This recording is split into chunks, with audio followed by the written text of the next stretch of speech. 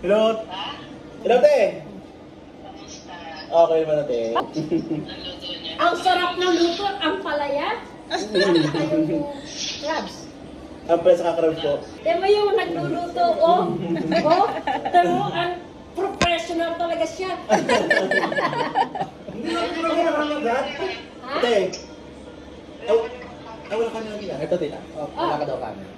Wala kang camera ka. Ayan, oh. Dito naman. Okay na, okay na. At diba sila? Oh. Hello! Nanay, biyanan ni Jason. Asawa ni Jason. Alisin Hi! natin dito yung background doon. Naka-background ka. Kapag yun. Ito po yung pamangkin niya, si Kuya Jason. Tapos, Opa, ako na lang po mag-video na po na ako, video na ba? Si Tita. Ito po yung mother ko. Ito po yung... Ako po yung Ito po wife. yung asawa ni Kuya Hi, Jason. ate! Yun po yung anak nila. Ito po yung tita namin, si Tita Nit. Hi po.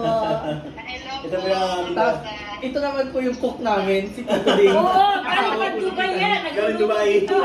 Chef from Dubai. Naging chef po siya from Dubai, kaya siya ang tagaluto dito ngayon.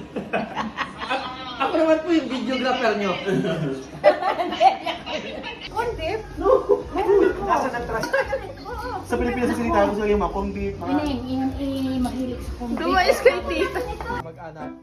Kaya, well, ano siya yung... Luksa ng dugo. Kaya sa'yo malapit. Siliksik bro. Ang binibidyo ko, tingnan naman niyo si Jel, hindi nahihiya sa kanya.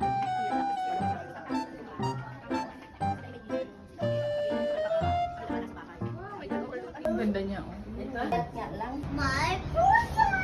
Look at... Yeah. Huh? Really?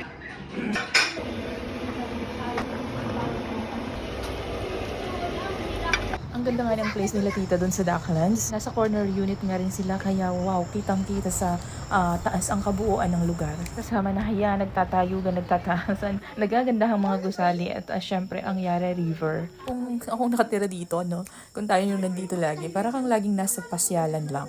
Imagine, pag bangon mo sa umaga, yan yung matatanaw mo agad. Sunrise. Pagbangon mo, pagising mo. And then, panigurado lalo na sa hapon nito, sa kabila, sunset naman. So, sobrang ganda. Sulit na sulit yung pagpunta namin. And thanks po Tita Leti sa pag-invite. Talagang sulit na sulit. Napakasaya po ng kwentuhan natin, ng banding, ng naging banding natin. Actually, nakauwi na sila dito.